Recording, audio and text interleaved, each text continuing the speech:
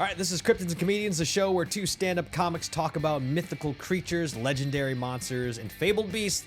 Same way we talk about the night we got 3 applause breaks in the first 6 minutes of a 30-minute set opening for Brad Williams. Swear to God it happened. No, I do not have video of the set because the SD card got corrupted, but I swear it happened. I'm your host, Thom Tran, with my co-host, Peter Murphy. Hey, everybody. Peter here. Tom, we all believe you. We all believe that happened. But you know what?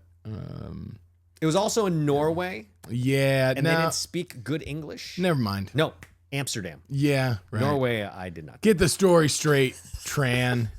I did not do well in Norway. Every week we talk about a different cryptid, and I tell Peter about the history, lore, and cultural significance, pop culture references, and I show him any evidence, if there is any, and he tells me why I'm wrong. Peter, as always, for people who hear for the first time or just don't know, will you tell us what a cryptid is? See, I haven't been paying attention to any of these episodes, but I know For weeks now. This is literally 10 weeks. But a cryptid is, it's kind of simple. It's like, it's a different name for a bed. The original name for a bed was a cryptid. Stems from the root word crypt, where you rest, your final resting place. And cryptid is just like the long word for a bed, the same way that, Richard, if you abbreviate it, that abbreviation is sometimes Dick. And Is that what you think? Yeah. And that's it's just a shorthand. If you can, bed is just a shorthand for cryptid, and cryptid is, a bed or mattress. That was a lot.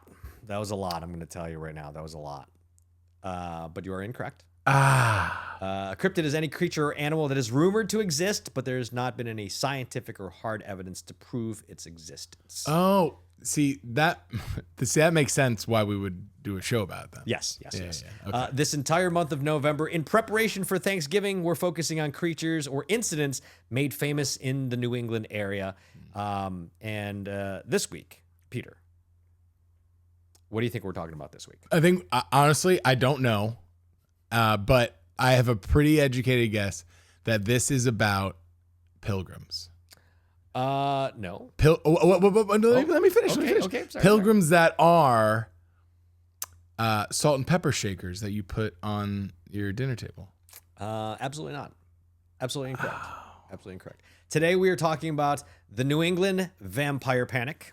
What? Yes. Here's a rundown on the incident. The New England vampire panic refers to a series of events during the 18th and 19th century in communities in Rhode Island, Connecticut, Vermont, and other parts of New England where they exhumed bodies, believing that the dead were rising from their graves to drain the life from the living. Oh, when you exhume a body, that's like when you bring it on an airplane? No. Okay. That is, I don't even know what that is. I mean, we couldn't be bothered. Yeah, I mean, Exhuming a body is when they dig it back up. Oh, yikes. So this was rooted in fear of disease, especially tuberculosis, also known as consumption, because it looks like it's consuming you from the inside out, which is why it was called consumption. Oh my God. The panic illustrates how folklore, medical misunderstanding, and cultural anxiety intertwine to produce one of the most haunting chapters in American history. Do you know who else famously died from consumption? Elvis Presley. Nope, I'm pretty sure he died of an OD on a toilet seat. Well, he was consuming something, obviously. Who else? Who would have been? Also, there are so many dark chapters in American history. We're in one right now. Yes. Famously, one of the most famous people who've died of consumption, Doc Holliday. This is an actual photo of Doc Holliday. That is definitely not Val Kilmer. My favorite Batman. Doc Holliday, who died. Did you just say that? Yeah, I'm going to say it. My favorite Batman. Just say? Val Kilmer, great Batman. Great Bruce Wayne. Great Batman. Get the hell out of here right now. Oh, man, he's top 2 at least. What? Yeah, don't give me that Christian Bale. Don't give me that. I wasn't going to say Christian Bale. Batfleck up there maybe, but yeah, I like Val Kilmer. I like the way he... But top 2? Oh, number 1 for me. Great. Not terrible. You get the hell out. Who Nicole Kidman was in that one, right? Too, right? Dr. Chase Meridian. Was she? And playing. She was in. Wait. So the first one was Kim Basinger. Yeah. Second one was Michelle Pfeiffer. She was Catwoman. As far as the love interest, yeah. Yes. Chase Meridian. Yeah, and also, hold on. Shout out Val Kilmer for being the most grounded person in that movie, playing opposite Jim Carrey, who's just jumping off the walls, and then Tommy Lee Jones, who what we've learned in recent years, didn't even want to be anywhere near this set, and is just going bonkers crazy. Did you ever hear what Tommy Lee Jones said to Jim Carrey on that set? Like while they were filming. Oh, no. What did he say? I guess Tommy Lee Jones was having dinner one night out somewhere, and then Jim Carrey comes up to him, and Tommy Lee Jones just goes, "I will not suffer your buffoonery." Oh, my God. Dude. Okay. They should have just gotten Josh Brolin back then to sub in. Oh well, but anyhow, that's my favorite Batman, and I think his acting performance is severely underrated. Okay, all right, we will. Who's your Batman? Who's your Batman? We will let you continue to be wrong. Who's your Batman? Who is it? Keaton. Yeah, Keaton. I can't argue that. Hands down, Keaton. Period. Keaton's great. He was also a comedian in real life. Right. Yeah. Very funny guy. Very funny guy. Yeah. So let's talk about the context of tuberculosis. In the 18th and 19th centuries, tuberculosis or consumption was a devastating illness in New England. Symptoms included weight loss, pale skin, fever, coughing up blood, which is why I will refer back to this photo of Doc Holliday, definitely not Val Kilmer. Right. Entire families could be stricken one after another with no clear explanation at the time.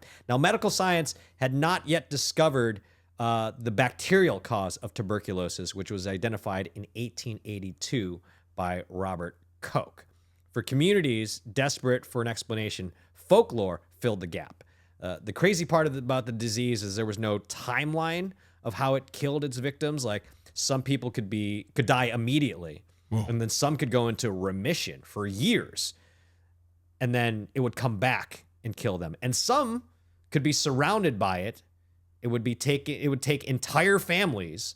It would kill entire families except one person. And then that person would die of natural causes years later, unrelated to the disease. So the course of the random nature of the disease sparked the superstition and hearsay, which is why the belief in vampirism became so rampant. I mean, I think that one person that survived, they're drinking their orange juice, drinking vitamin C, and whole milk, strong bones, healthy breakfast. That's what keeps me safe.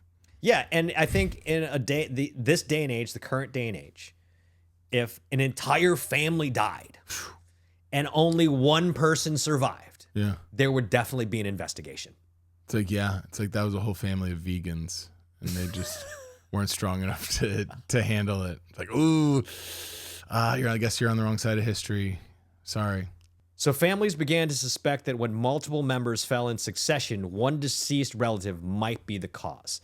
The belief was that the dead, rather than resting peacefully, could rise from the grave in spirit or in body and then drain the vitality of surviving members. And this was different than European vampire beliefs like Dracula or bloodsucking, but rather a distinctly like New England interpretation of vampires is where we see wasting spirits tied to the grave. Now, remember when we talked about Chinese hopping vampires? Yeah. They didn't drain blood, they drained the chi of their victims. So these people are draining the vitality of their victims. Right, like just another word for like energy, vibe? Yeah. Okay. Yeah. Energy. But then they're still dead, right? Yeah, but you got to remember the way consumption worked. It looked like you were being consumed, drained from the inside out. So the belief was that these people who were vampires were coming back to suck their vitality, their life, little by little. They were taking, their energy, their life force. Yeah. So you'd see these people, and they'd be like gaunt, drained of energy, drained of life. It looked like they were emaciated. So they weren't being drained of blood like in European beliefs. But they were coughing blood, right? They were coughing blood, yeah. Oof. Yeah. Oh, that's no fun. So to combat suspected vampirism, families and entire communities would sometimes exhume the bodies of the dead, and sometimes they would exhume these bodies and find that the bodies were not sufficiently decayed. So, you opened up a coffin and you're expecting a person to be decayed, and then they're not. And then there was like blood in the heart, in the vital organs, or the person's nails and hair that seemed to have grown after burial, which, as we learn now, is a natural effect of skin shrinkage. So, Right. So in response to that, the heart and the organs might be burned, and in some cases, ashes were mixed into a tonic and then consumed by the living people as a folk cure. So, they would burn their heart and their organs, thinking that killed them, and then to cure the people that they were draining the vitality of. To keep them down. It's like we want to keep these people dead. Yeah, but then to cure the people who they were draining the life from, they would drink this concoction of burned heart and lungs. Yeah, kind of nasty. Oh, that's gross. That's like, is that cannibalism? I don't know. Yeah, it's close. I'd say it is. I mean, I'm gonna say it is as a professional. Okay. Not a professional cannibal, but just like as a general professional. I'm gonna declare that it is cannibalism. So like, to cure yourself, you've got to drink this dead person smoothie. Yeah. Oh, First no. smoothie. I didn't hear it put that way. But What are we thinking? What were we thinking? I think if you're just if you remove yourself from something for a couple hundred years, you're like, that is dumb. Yeah. Right? Yeah. So let's talk about the case of Mercy Brown. This is the most famous case that occurred in Exeter, Rhode Island in 1892. The case of Mercy Brown is said to have partially inspired Bram Stoker's novel Dracula, which later became the film Bram Stoker's Horny Dracula, which is what I call it, because the guys from the Weekly Planet call it that. And if you watch that movie, everyone's pretty horny in that movie. Tom Cruise in that? Tom Cruise is not in that. I believe it's Gary Oldman, Winona Ryder, Brad Pitt, Keanu Reeves. Keanu Reeves. Yes. Bram Stoker's Dracula. Yeah. Bram Stoker's Horny Dracula. Horny Dracula. So George Brown lost his wife and 2 daughters and later his son all to tuberculosis. And this was what I was talking about earlier, when like an entire family gets taken down. If this was, 2025, people would definitely go, something's up. Right. Something is definitely up when this entire family gets taken out, but this dude is the last one alive. You know what I mean? Yeah, it's like the suspect is always the husband. The Yes. first suspect is always the husband, the boyfriend. Yeah, and gosh, I'd be damned if that isn't always just correct. Yeah. Well, George's daughter, Mercy Brown, died of tuberculosis at age 19 after her mother and sister already succumbed to the disease. Oh. And her brother, Edwin, soon became ill as well. But it was 1892, so people were, dumb. And even though scientists were close to identifying tuberculosis, the community was still like, hey, vampires. That's what it is. Yeah, it sounds like an online community in real life. Yeah.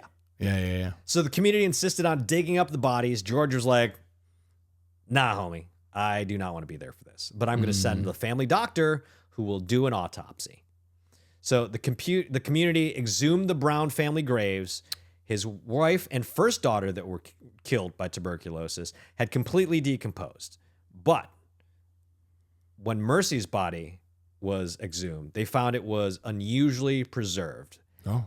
But that was because she'd only passed away a few months earlier, and it was the winter months. So the body was preserved. It was on ice. It was basically in a freezer. Yeah, but but again, this was 1892, so people were like, vampires. You want to know something? Maybe this makes me a conspiracy theorist myself, and I hate to group myself in with these types of people, but if the first person you don't trust when a family dies is the living husband, the second person you cannot trust is the family doctor, who I imagine has to be friends with the living husband. Right. You just can't.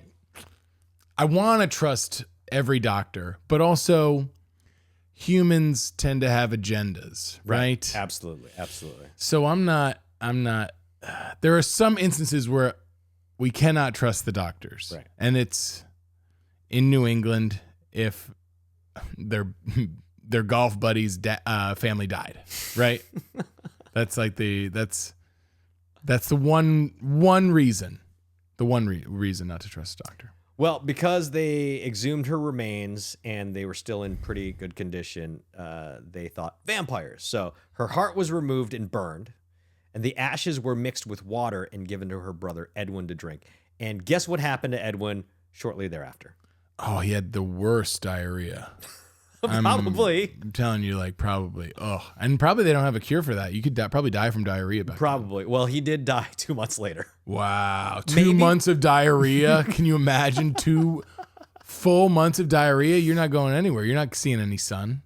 Well, the case became a national story. It was reported in newspapers all across America. Mercy's case was the first. Mercy's case was the most famous, but it wasn't the first. There were documented cases that stretch back at least to the late 1700s.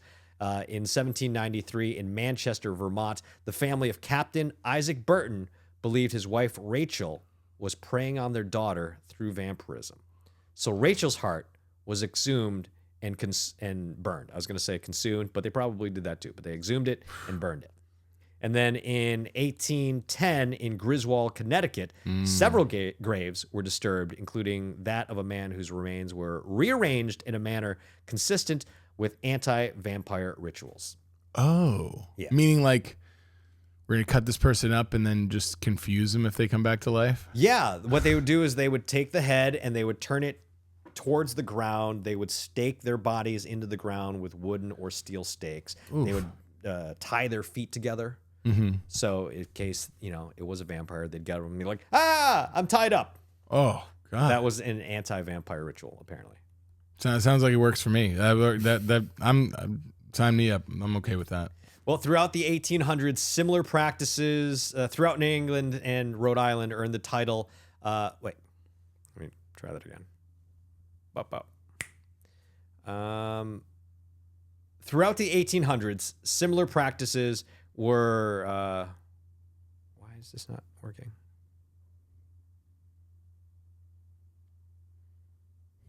Oh. All right. Through the 1800s, similar practices were reported in small towns throughout New England, and Rhode Island earned itself the title of the vampire capital of America.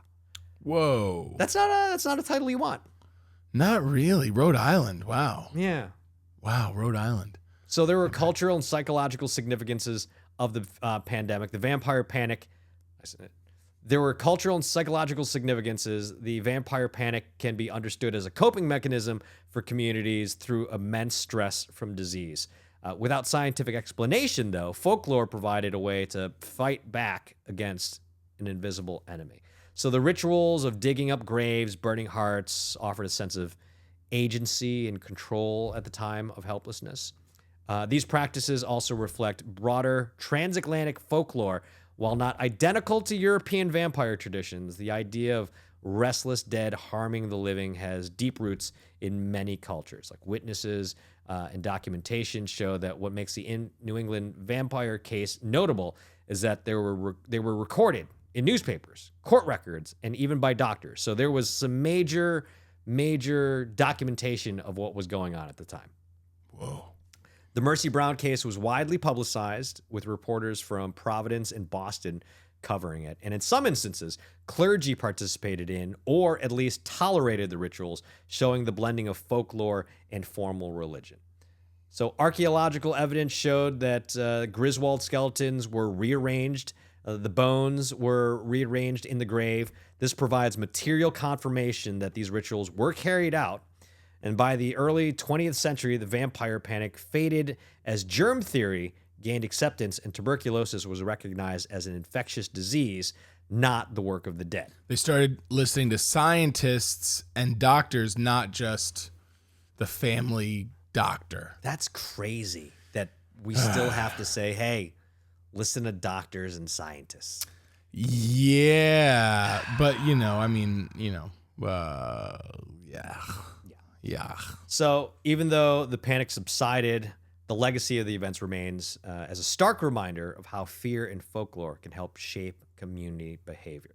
So let's look at some pop culture references. The New England vampire cases, especially that of Mercy Brown, are often cited as potential influences for Bram Stoker's Dracula, or again, as we like to call it, Bram Stoker's Horny Dracula. Horny Dracula. While not directly proven, Stoker is known to have collected folklore and clippings from newspapers that described vampire-like cases. So it's a very good possibility that this helped influence Bram Stoker's Horny Dracula. Mercy Brown has since appeared in numerous modern novels, including works of gothic and horror fiction.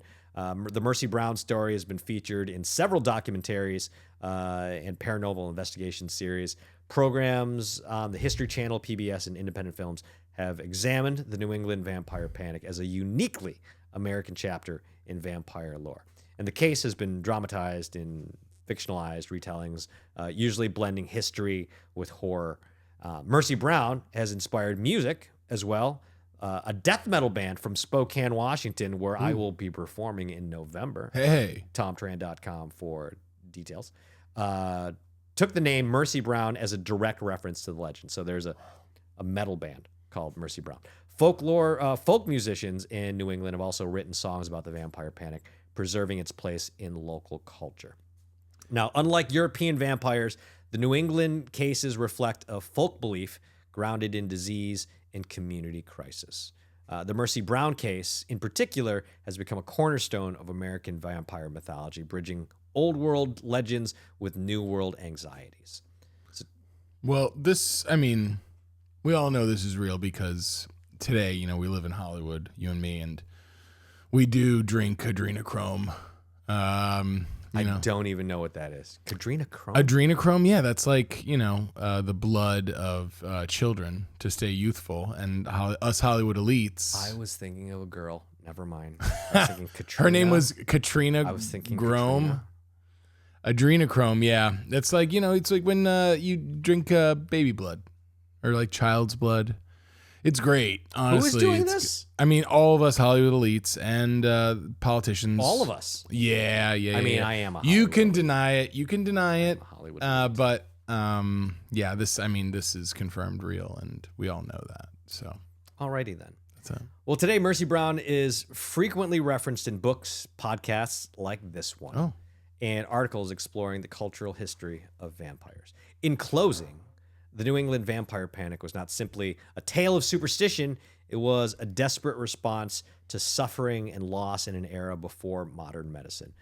Through the exhumations and rituals, communities sought meaning and hope against an incomprehensible illness.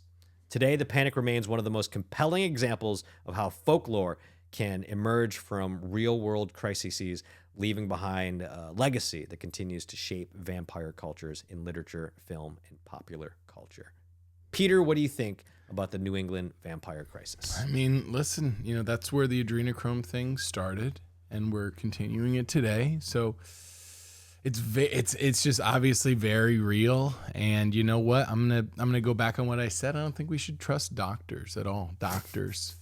It's much more likely that vampires exist, and not only that, but there's no such thing as disease. Really, it's just you are just hanging out by the graveyard too much, and you're getting sucked up. Yeah, you're getting totally. sucked up. What are they doing? What are we even doing with bodies anymore? Totally. When they die, yeah, we're not tying them up, dismembering them, confusing them when they come back to life. Totally. So this is very true, even to this day. And we haven't learned our lesson as Americans, and we are in again another dark chapter in American history. But tasty, dark but tasty. This is a fact. Yeah, of course, and also a bigger fact than maybe even the fact that Val Kilmer is the best Batman. We're gonna end. This is how we're gonna end this. This is how we're gonna end this. With this incorrect statement, I will. What did he do wrong? I will take your blasphemous talk about vampires and doctors and science. I will not stand for this. Val Kilmer was the best Batman. Well, what did he do wrong? Maybe he was in a tragic world Man, I got to tell you, though, I was just last night drinking a big glass of milk out of my... 6? Yeah, out of my Batman and Robin... my Batman Forever McDonald's glasses. You still have those? I only have 2. I have Robin, Chris O'Donnell, right? And then I have Jim Carrey as the Riddler. Nice. But unfortunately couldn't get a Val Kilmer. But yeah, I'm still using it. And sure you can find it on eBay. Says, oh yeah, I should. I wonder if there's lead in those. But yeah, what did he do so wrong that, that he's not up there? You know what? Now that you bring it to light, it wasn't Val Kilmer. It was Joel Schumacher. Yeah, it was, wasn't it? I mean, it was just, yeah. And there's another version out there that's darker. Yeah. There is, confirmed. The Joel Schumacher cut. That's what we want to see. Yeah, but Warner Brothers put up the kibosh on that. Yeah. Anyway. But you know what helps me sleep at night? The fact that I can drink children's blood here in Hollywood, and I get my own med bed. Oh, that is on the internet now. And I'm drinking blood. I'm healing med bed. There's no reason why I can't live to be 200, 300 years old. Okay. But that's me, and that's why we live in Southern California, right? Okay, that is why we live in Southern California. Weird way to end this episode about the New England vampire. Too close to the bone. Maybe I'm one of them. And I'm trying to throw you off. So weird. Maybe I'm one. Peter, where can people find you on the interwebs? Find me at petermurphythecomedian.com and Instagram, Peter_Murphy. And look out for my new special coming out this month. I'll let you know where it is when you go to those platforms. Excellent. I can be found on the interwebs at _Thom Tran, THOMTRAN. I'm on tour a lot this month. Actually, this is my busy season. Hey. Shows are at thomtran.com. I think by the time this comes out, I think I'm doing Seattle, Austin, Fort Bragg again, maybe. We'll see. We'll see once I sign some paperwork. But the show's at Cryptids and Comedians. You can find us on the interwebs. Thanks for watching. Like the show, subscribe, tell your friends, 5-star rating on your favorite podcaster, and we will be back with another episode next Wednesday. And stay thirsty for blood.